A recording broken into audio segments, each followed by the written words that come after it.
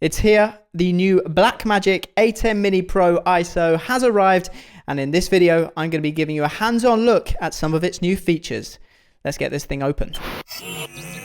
Although on the outside the only difference between the Pro and the ISO is that, the name on the top of the device. On the inside, it is a very different story, because on the inside of the ISO, you now have 5 individual recorders, which allow you to record your mixed output, but also clean feeds of your 4 HDMI inputs simultaneously. It also records all of your audio inputs as separate broadcast quality WAV files, but the real killer feature of the ATEM Mini Pro ISO is its ability to generate a DaVinci Resolve project file, giving you a real-time timeline of everything you did while you were recording. All your cuts, all your fades, even bringing on things like graphics, it's all going to be there on a timeline ready for you to tweak and adjust. So this makes editing down a live show exponentially faster and also easier. So let me plug this thing in and show you how it works. So we got the ATEM Mini Pro ISO plugged into the back of there is my microphone input going into mic 2, my 4 HDMI sources, and I'll talk about what they are in just a second, HDMI out to my monitor, USB-C out, which is actually going to this 250GB SSD. Fun fact, I did originally try recording using the ISO the same way that I've always been recording using the ATEM Mini Pro, which is a USB-C to SD card adapter, and then recording onto an SD. However, of course, the ISO, now that it records 5 files, actually needs 5 times the write speed. So especially when you're recording using the ATEM Mini Pro ISO and having it set to hyperdeck high, that's 70 megabytes per second. Times that by 5, give a little bit of headroom, you're probably going to need around 400 megabytes per second write speed. These SanDisk SSDs have a write speed of 550 megabytes per second, so they work really well. The other things we have plugged into the back here are, of course, network and power. Now, if I switch over to my multi-view, I'll quickly run through what the inputs are. Input number 1, I've got a games console because I want to do a little demo showing how gamers might use this setup. Number 2 is this camera that I'm talking into here. And number 3, I've got my Blackmagic Pocket Cinema camera set up as a tie-in close-up face shot, which I'm going to use as a face cam for my gaming setup. And then camera 4 is just an input from my computer so that I can show you any changes I make on the ATEM software control. It's worth mentioning that I'm actually using the ISO features right now. So I am recording my mixed output, my 4 individual HDMI inputs, and the 6 WAV broadcast quality audio files as well. So what I want to do is actually put together a mock gaming streaming setup. So show you how a gamer might use this, let's say, to stream on Twitch, but also then show you how they might take the DaVinci project file and create highlight videos that were different from their live stream. So the setup that I'm going to do right now, we're going to jump into the ATEM software control. We're going to create a picture-in-picture setup. So the game in the background, and then the top right-hand corner, let's say, a picture-in-picture of my face cam. So let's switch over to the software control. First thing we're going to do is go up to the palette and go to the upstream key 1 into the DVE, and I'm going to select camera 3 here as that's my close-up face cam for the DVE. We'll bring that on air and check the sizing. Yeah, I think that looks all right, so I'm happy with that. So I'll bring that back off air. And the other thing that I want to do is set up the audio, because I want to have the gameplay audio in the background of the stream as well. So if we flip back over to the software control and go into the audio tab here, we will see that we have our games console coming in on camera 1. So what I'm going to do here is I'm going to enable camera 1. There we go, the red light goes on up here. And because I don't want the audio being over, or the game audio overpowering my microphone, I'm just going to dip the levels of that game audio to around about -35 or so. Now, one thing that is worth remembering here, and it's a really good feature on the ATEM Mini Pro ISO, is even though I've dipped the levels of that game audio, in the separate audio, the recorded files of the audio, the 6 WAV files that you get, the level will always be set to 0. It's the level that is input into the ATEM Mini Pro. And that allows, the ATEM Mini Pro ISO I should say, that allows you then to, when you go to edit them, you've got those files at the standard 0 level, so that if you duct them for the live stream or the program recording, it doesn't matter. You've got the high levels that you need in the edit if you do need them. So I like that feature on there. Let's just go over, check any other settings. I think we're fine there. I did say I'd mention about that Cam 1 direct output, you'll see if we go up here to output and go to camera 1 direct, that is how you can get a zero latency feed out from the cam 1. So if you are a gamer, this is great because then you know there's not going to be any added latency through processing of the ATEM Mini Pro ISO. You can just select that, plug in your HDMI monitor into the HDMI out of the ATEM Mini Pro ISO, and then you're fine for gaming. I don't actually notice latency when I game on the ATEM Mini Pro ISO anyway, so I don't even bother to use that. But it's there if you need it, which is great. So the final thing I would do here, let's say I'm streaming, is I'd go into my switcher tab here. I would go up to the output tab, go to live stream, and I'd set up my Twitch details in here and then click on air. But I'm not going to do that for now. Let's imagine that we are streaming. And so I'm going to take you guys on a lap like this. You can see my face cam in the corner here of Australia, I believe it is, in Formula E games. So bear in mind I haven't played this for a while, so we're coming up to the first few corners before we hit the start finish line. Well offline there. Second to last corner, brake, find the apex on the left hand side. I said I was rusty, I didn't think I was this rusty. And then I'll do the first few corners. Oh, it's going to be close there. You actually see them in Melbourne taking that corner really right, especially on qualifying. Open up the DRS and we'll do a couple of corners at the start here. Find my braking zone, throw it into the apex, then throw it over to the left hand side. Final corner then, we'll head down to it, open up the drag reduction system once again as we head down to, I think this is turn 3. Brake, brake, brake, probably broke a little too early. You can see there I just corrected as I went to turn in, and that is the first few corners of Melbourne, Australia. Let's imagine now the live stream is over. I would hit stop recording on the ATEM Mini Pro ISO, and all I would do is unplug this SSD from my ATEM Mini Pro ISO and plug it into my MacBook Pro. So I'm going to do that now and show you what files you get and also show you what is inside that DaVinci Resolve project file. We now have a folder which is slightly different to what we used to with the ATEM Mini Pro, where we just get one output file, but that is because we've got so many files being recorded. And every time that you record a new file, as long as you've changed the name, if I flip to the ATEM software control, as long as you've changed the name in here, the file name, it will create a new folder for you with all of those assets in. If you don't change the name and you stop recording and then start again, what it will do is it will append those recordings onto the end of the DaVinci timeline in the project folder and just create new recordings in that folder. And I'll show you what that looks like because I did that with this particular recording. So we'll go into the folder called Gaming Part 2.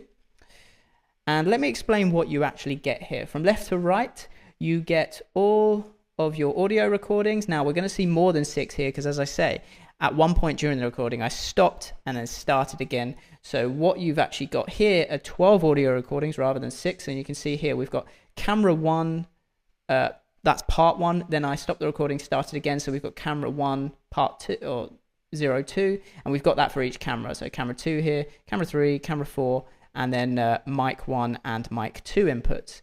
And as I mentioned before, all of those are recorded at 0 dB. So it doesn't matter what level your faders were at on the ATEM software control, and they do that so that you have more flexibility in post.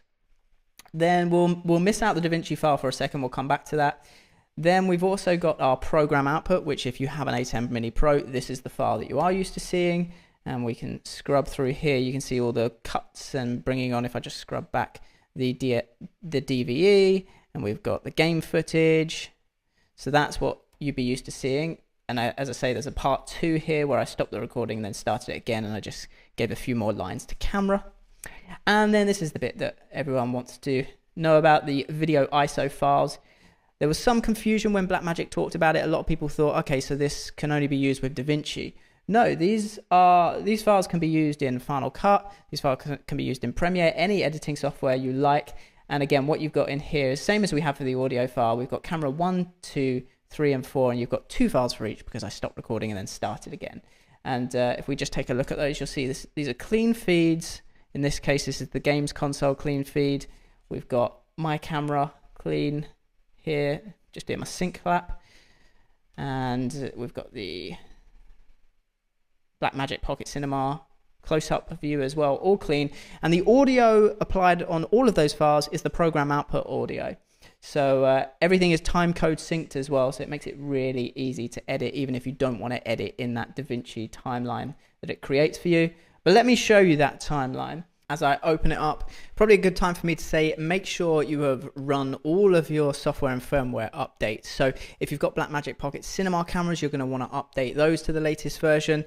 Also, the two other things you're going to want to update is obviously your ATEM Mini Pro ISO. Make sure you download the latest version of that, because you'll need to have the latest version of the ATEM software control, but also run the software utility to update the firmware on the physical device. And then thirdly, make sure you have the latest version of DaVinci Resolve as well. I tried opening these project files up in an older version, doesn't work, you need the latest version. So you're going to need to do a bit of downloading from Blackmagic Support's website, but once you've done that, you can open up the project file and you'll get something that looks a little like this. Now, if you're not familiar with DaVinci, there's loads of videos out there to learn, but I am in the cut page right now. And what you're seeing is on the right hand side, you've got the video viewer. In the middle here, we have an overview of our whole timeline. So as I scroll along, you'll see where there's these little indentations. That's where we made a cut on the ATEM Mini Pro ISO, and it recorded that. And as we keep scrolling along, you'll see all of those cuts were recorded. You may also be interested to know, I've mentioned before, I stopped recording and then started again. All of the files are timecode synced, and they're timecode synced by time of day. So at this point here, I press the stop button on the recording. You can see I didn't record anything until, again, this is the second recording that I did. So it's recorded that and just left a little blank part on the timeline. And then the bottom half is obviously a more zoomed in granular, where you make those granular edits version of the timeline. And you've got all your files up here. So the ATEM Mini Pro ISO organizes all the files for you. So you've got the main timeline here. If you go into the ISO folder, you've got all your camera ISOs. So if we go into camera 1, you can see those are the two files that I recorded on camera 1. If we were using the Blackmagic Pocket Cinema cameras and recording the Blackmagic RAW on the cameras as well, we could put those in those RAW folder, in that RAW folder as well, and then edit using those high resolution RAW files. So that's a great way of using the ATEM Mini Pro ISO to stream out a show or record a show in HD, but then use the the Blackmagic Pocket Cinema cameras to actually you basically just drag those files in, and then you've got your timeline in Ultra HD, and you can export that video in Ultra HD. It's a fantastic tool that Blackmagic have given there. Everything just works so well together. But let me show you some of the things you can do here in DaVinci Resolve with this timeline that it gives you. So the first thing I'm going to do is just scroll along to my first cut, and you can see here I was on my camera, I looked down for a little bit, and then I cut over to the computer that I have. So let's say actually what I want to do is cut a little later on. Maybe I feel like I didn't get the timing of that cut quite correct. That's fine. All I do is, well, I was going to say place my cursor in the cut, but I don't even need to do that, because you see this little, if I move over, this little smart arrow here, that shows that anything that we do will apply to that area or that cut there, even where the playhead is. It doesn't matter. As long as it's near and that arrow is pointing, that's what will be edited. So in this case, I'm just going to drag my mouse over the cut, and you'll see if I click, I can now change where that cut takes place. So I can bring it before or after. So you can see on the left hand side, I actually press the button there, and I'm actually just going to delay the cut to about here. So now if we play it back, switch over to the, there we go. So you can see I actually pressed the button and the cut came later, because I've edited that cut. So that's really useful, especially if you're in like interview environments where maybe as you were vision mixing live, you didn't get quite the cuts timed perfectly. You can come back into DaVinci Resolve and just tweak those and get perfect cuts. The other thing I want to show is the sync bin, because if I scroll to another area of the recording here, let's say somewhere around here, let's go up to the Sync Bin tab up at the top. Now here, it's really clever what DaVinci Resolve does.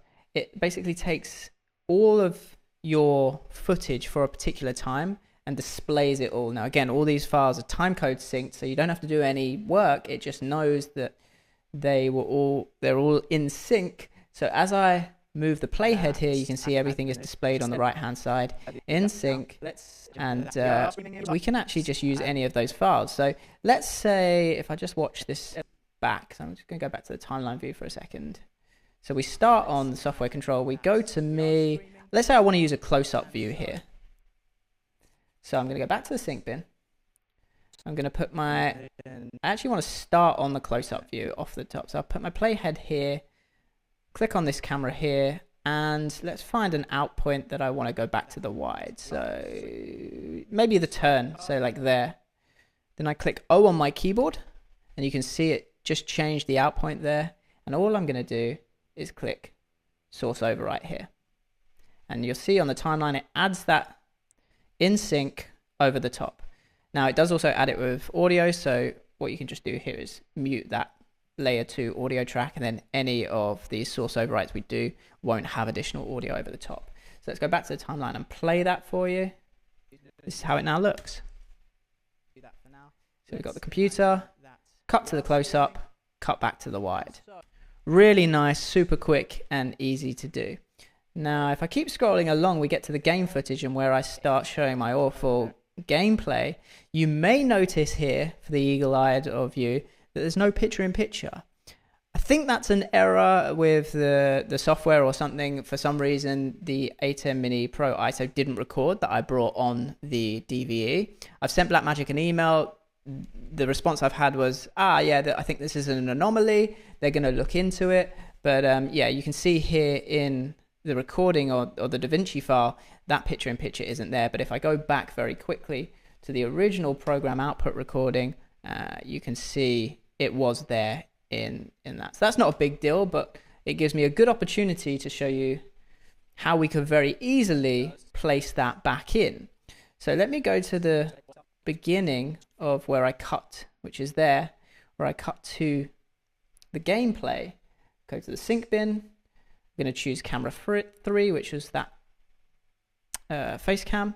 I'm going to now go to the end of the gameplay, which was here. Going to click O on my keyboard to set the out point there, and I'm going to do another source override. And now that just applies it over the top. Now, of course, right now it's filling the whole of the frame.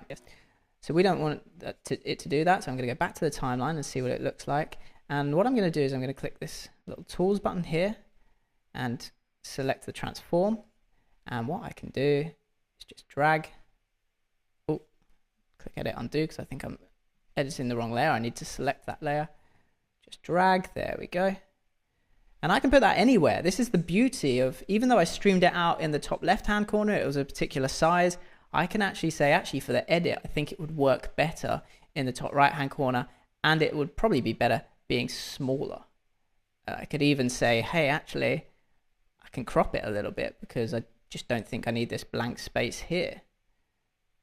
And go back to the transform, make it more in the corner, and you can see how we can build up a much better or a more different edit to what we actually took live. So let's play this now. And so I'm going to take you guys, cut to it, and there I am in the corner.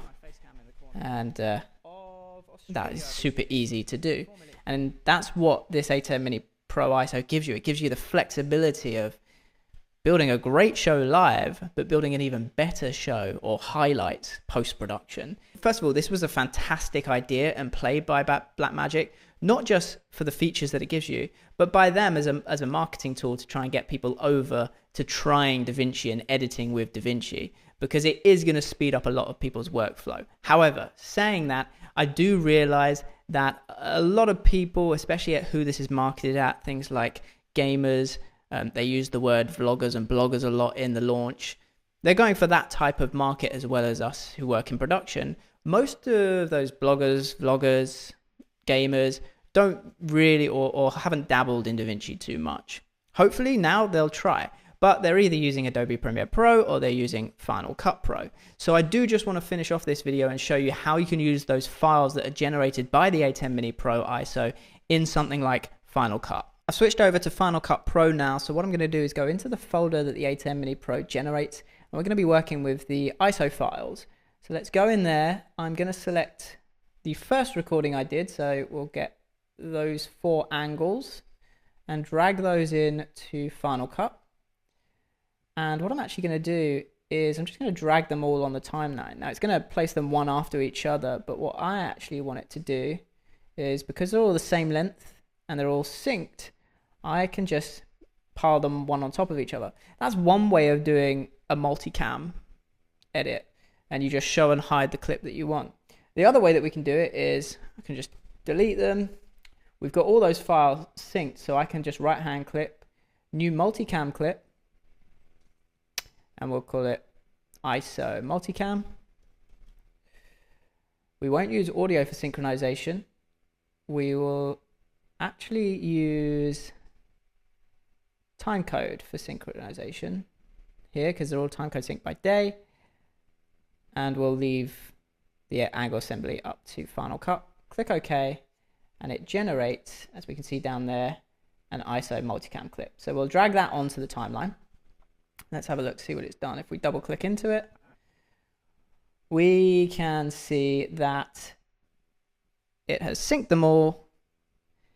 The audio is being taken currently off of camera angle number 1, but you can see it's put them in camera angle order. So we've got cam 1, 2, 3, and 4. We should now be able to get a multicam viewer, which is our angles, and we could just create our own edit straight away. So we'll start on camera 2, which is me. We'll then cut to the close-up here as I'm talking. Maybe I'm doing a little demonstration on the computer, which funnily enough I am. Now I'm picking up the controller here and showing something. And now we want to go to the gameplay. Perfect timing. Now again, you'll notice as these are all the ISOs, we don't have the DVE in, so we can add that in separately. But you get the idea of how we're able to quite quickly, using these ISO files, build up a multicam edit. Now, let's say that actually we're not happy with the audio levels that we had on this live broadcast. So what I'm going to do is I'm just going to reverse all of this. We're actually going to mute this audio here. So I'll just drag it to the bottom, and we're going to go and we're going to select the individual WAV files. So I know that my mic comes in on mic input 2. So that's my microphone there. Again, they're exactly the same length. So all I need to do is just drag it to the start. And I know the gameplay came in on, it would have been input number 1. So now I've got those individually and I can set the levels. So let's bump up my microphone audio a little bit, maybe to about 8 dB. And let's drop the sound of the game to about -20. And let's place, let's say, a cut in here for the gameplay.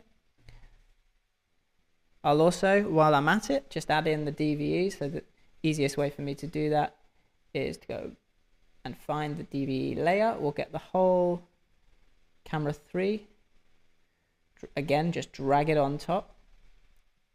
Line it up. Mute that. We'll adjust the sizing here. And we'll also add a little crop in. Oh. Stick it on this side again. Right, let's give that a go. And actually what I want is, I want it to just start when we go to the gameplay. So of Australia, I believe it is. Now you can see from the output, if I hide the angles, press play. Now we've built up our own DVE within Final Cut Pro. We've also completely adjusted the audio levels. And you can see how we can, again, make an edit that is completely different to what we actually had going out live. There is still so much more I want to cover about the ATEM Mini Pro ISO, but for this one I wanted to show you the key features and how it could benefit you. So if you found this video useful, please do give it a like and a thumbs up here on YouTube. Also put in the comments what you found useful or what you want to see on my next video about the ATEM Mini Pro ISO. And of course, if you're new here and found it useful, please do subscribe, because I'll be putting a lot more videos on this channel about how to use the ISO and get the most out of it. So for now guys, thanks for watching and I'll see you on the next one.